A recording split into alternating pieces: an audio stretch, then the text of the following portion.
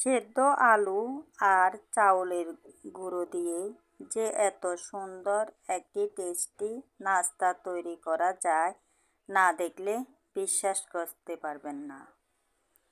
একদম মুসমুসে হয়। দেখুন বন্ধুরা। নমস্কার বন্ধুরা, সুবর্ণা দাস অফিসিয়াল চ্যানেলে সবাইকে স্বাগতম।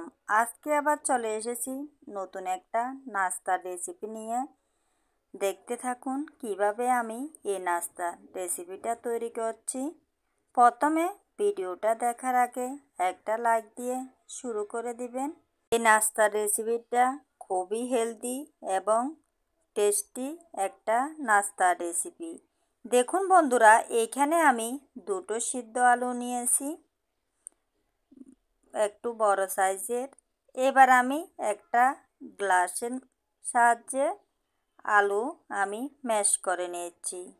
এভাবে ম্যাশ করলে খুবই ভালো হয়। আমার এই রেসিপিটা যদি আপনাদের ভালো লাগে তাহলে লাইক কমেন্ট শেয়ার করে দেবেন। আর নতুন কোনো বন্ধু যদি আমার রেসিপির ভিডিওটা দেখে থাকেন, অবশ্যই আমার চ্যানেলটাকে সাবস্ক্রাইব করে দেবেন এবং নোটিফিকেশান অন করে রাখবেন। যখনই আমি নিত্য নতুন ভিডিও ছাড়ব প্রথমে আপনাদের কাছে পৌঁছে যাবে। দেখুন বন্ধুরা, আমি ভালো করে আলু ম্যাশ করে নিয়েছি। এবার এইখানে আমি দিয়ে দিচ্ছি কাঁচামরিচ কুচি, পেঁয়াজ কুচি একটা দিয়ে দিলাম, আর দিয়ে দিচ্ছি ধনিয়া পাতা কুচি,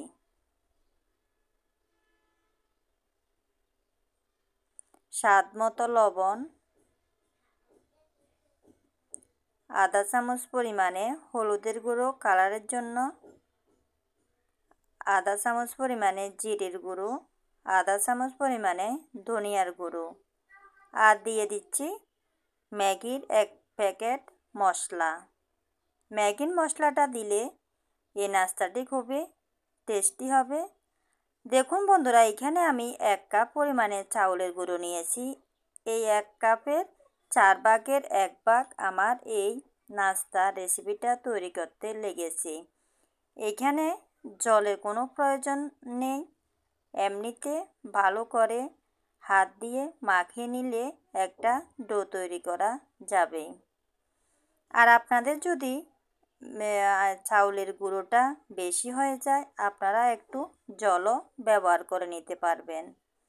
এভাবে আমি ভালো করে হাত দিয়ে একটা ডো তৈরি করে নিয়েছি।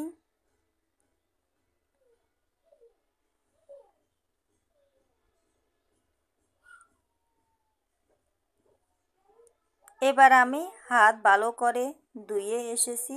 হাতের মধ্যে একটু তেল মাখিয়ে নিচ্ছি, তাহলে এই নাস্তাটি তৈরি করার সময় হাতে একদম লাগবে না। প্রথমে আমি একটা আপনাদের বানিয়ে দেখাচ্ছি কিভাবে আমি এটা বানাচ্ছি। আপনারা আপনাদের ইচ্ছে মতো শেপ নিতে পারেন। আমি এভাবে করে এই নাস্তাটি শেপ নিয়েছি।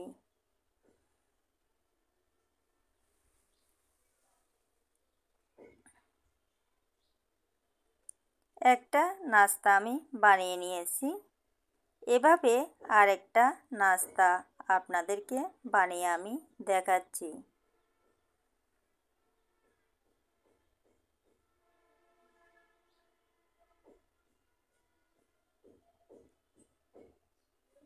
এই মিশ্রণটা তৈরি করতে আমি একটু জল দিইনি, আলু আর চাউলের গুঁড়ো দিয়ে এমনি এই মিশ্রণটা তৈরি করে নিয়েছি।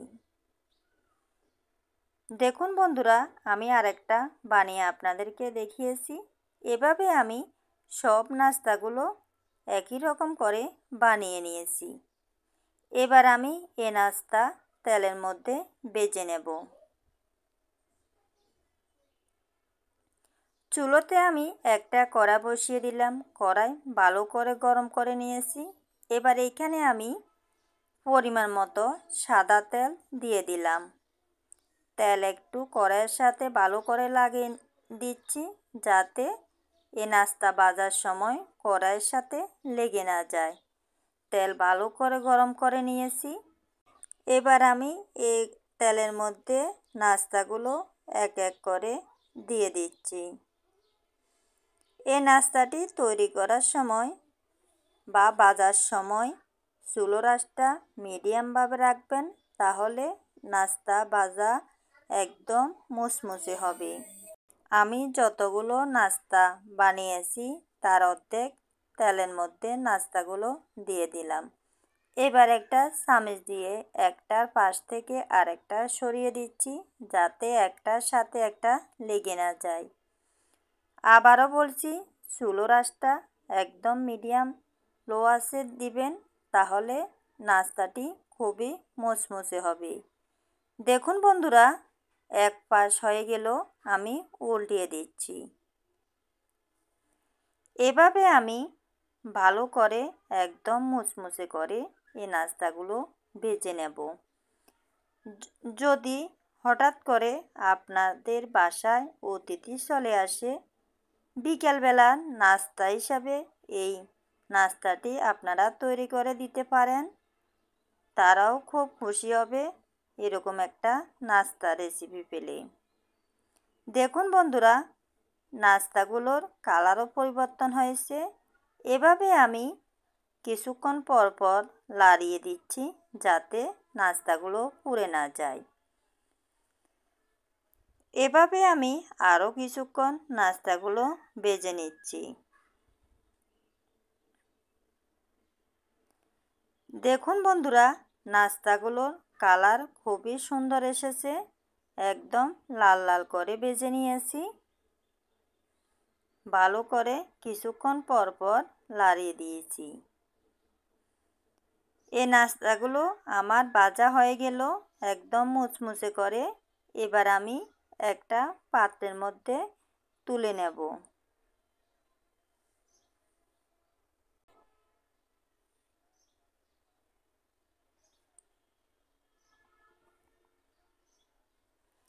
এভাবে আমি সব নাস্তাগুলো একটা পাত্রের মধ্যে তুলে নিচ্ছি।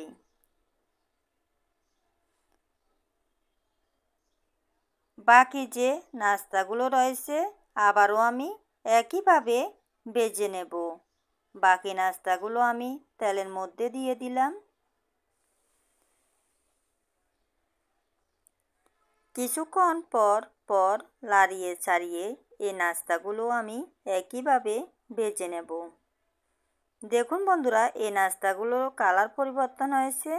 একইভাবে আমি সব নাস্তাগুলো ভেজে নিয়েছি, একদম লাল লাল মুচমুচে করে, দেখতে ও খুব সুন্দর দেখাচ্ছে। আজ এ পর্যন্তই বন্ধুরা, সবাই ভালো থাকবেন, সুস্থ থাকবেন। এতক্ষণ আমার পাশে থেকে আমার এই ভিডিওটা ফলোয়ার্স করার জন্য নতুন পুরাতন বন্ধু সকলকে অনেক ধন্যবাদ। আমার এই নাস্তার রেসিপিটা যদি আপনাদের ভালো লাগে, অবশ্যই বাসায় ট্রাই করবেন। সবাই ভালো থাকবেন, সুস্থ থাকবেন।